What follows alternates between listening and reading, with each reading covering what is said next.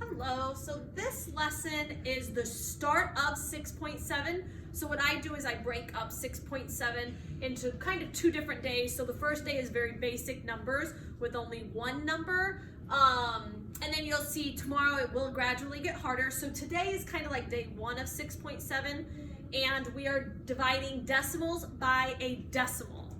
So I'll show you our math diary. I did highlight where it says decimal with a decimal, division with decimals and decimals, because I wanted the students to remember that now we are learning what to do if there are two decimals. Before, it was always a decimal and a whole number. So step number one, write the division equation, just like always. Step number two is really important. Check your decimals. Did you put your decimals in the correct space? Step number three, draw your lines very neatly. We've really talked a lot in class about why that is important. The number four is ignore the decimal for now. So just ignore that decimal for right now. Divide like regular. Now here's the part, and all the students in class did very well today. Count how many numbers are between the decimal and the division bar. I'll show you what I mean by that. Move the decimal that many times. And then the last step, after you move the decimal, bring it up. So I am going to give you quite a few examples of what we have been working on in class.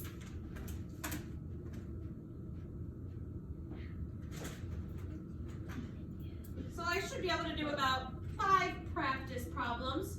So the first one, 9 and 34/100ths divided by 200ths.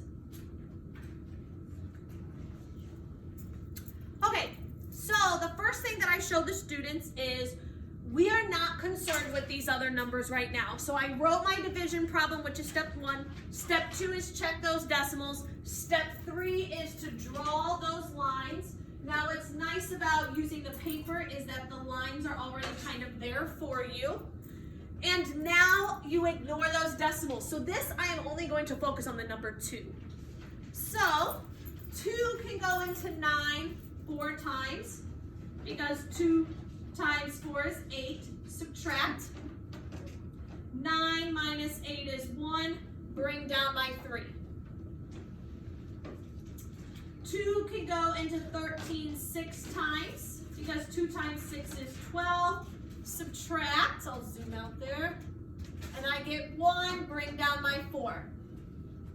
And 2 can go into 14 7 times, because 2 times 7 is 14. And I get a remainder of 0.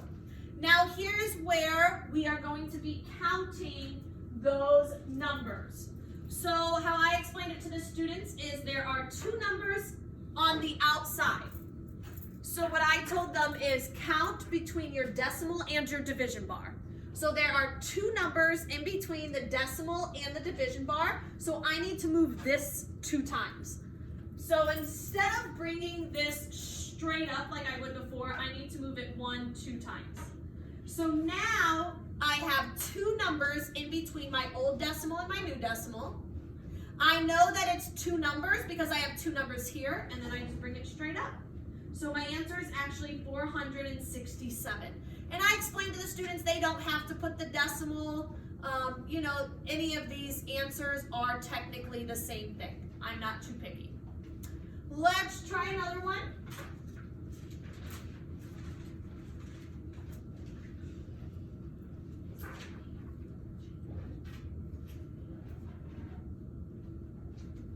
Okay, let's see what we have here. So once again, you want to write that problem nicely. Draw those lines in. Check the decimal. So for this one, our decimal is here and here. I got those decimals in. Now I am ready to start the problem. So 4 can go into 7 1 time. 4 times 1 is 4. Subtract, I get 3. Bring down my 6. 4 times, what would be the closest? 4 times 9 is 36. Subtract, and I get 0. Bring down my 8.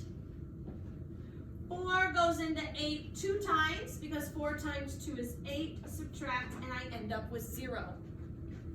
Now for tonight's homework, there should not be any adding of zeros and bringing them down, but you can't always do that like last night's homework. So now here is my answer, but I need to think about how I move my decimals.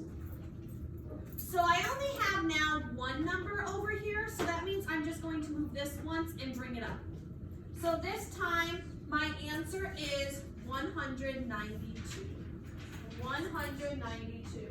Now my decimal will not always end up right there. I want to give an example of this one. You could have this.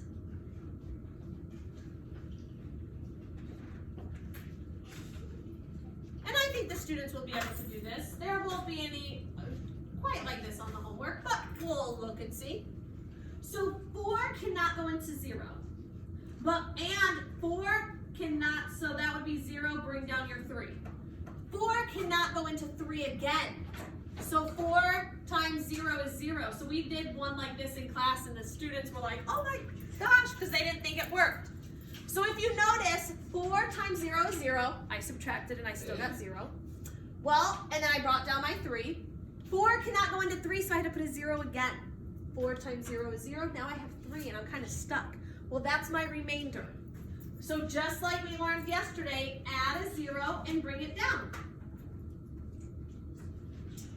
So 4 times 7 is 28, subtract, and I get 2. Oh, I still have a remainder. So I'm going to add a 0 and I'm going to bring it down again. 4 can go into 25 times. 4 times 5 is 20, and now I finally have a remainder of 0. Now they won't have any like this on their homework, but I want to show you it's not too difficult. There's one number on the outside here between my decimal and my division bar. So that means this one I would move over just once and I would bring it straight up.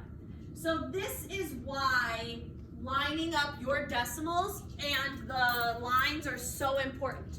Because if I did not line this up, I would not be able to easily see that I need to move this once over. Before we just brought it straight up.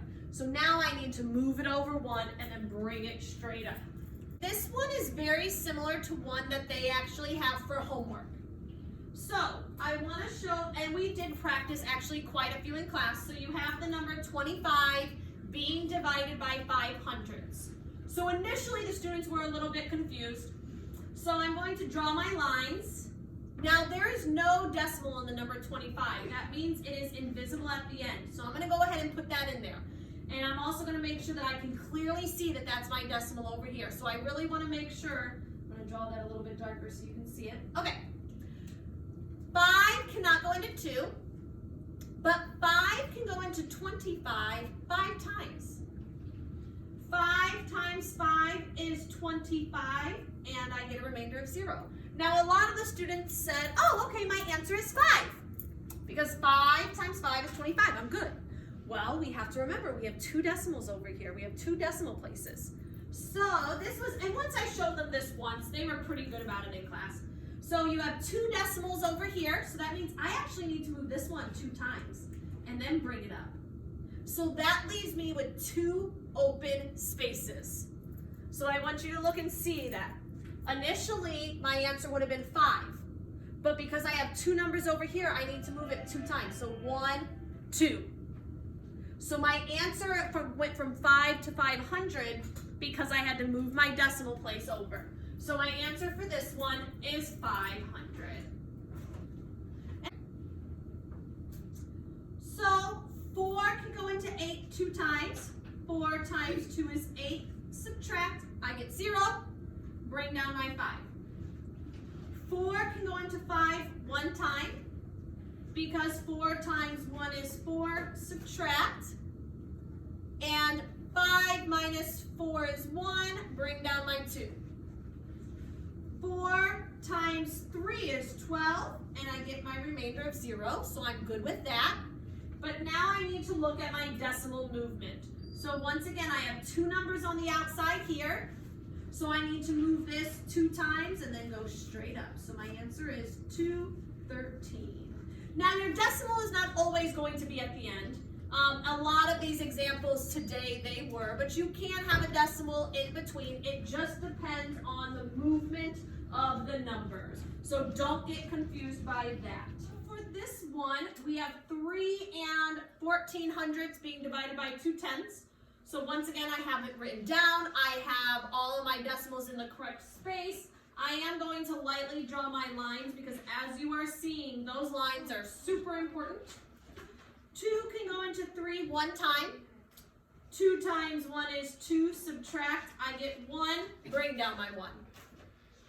2 can go into 11 5 times because 2 times 5 is 10, subtract, and I get 1, bring down my 4.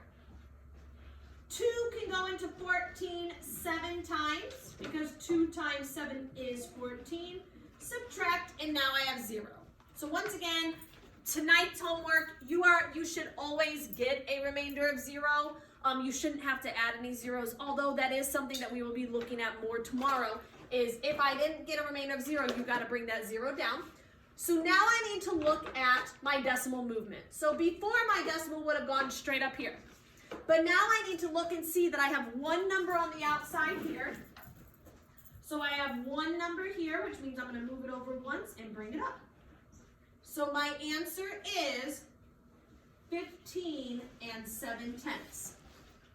Once again, before my decimal would have gone straight up, but now because I have one number over here, I need to bring it over and bring it up. So I have 15 7/10.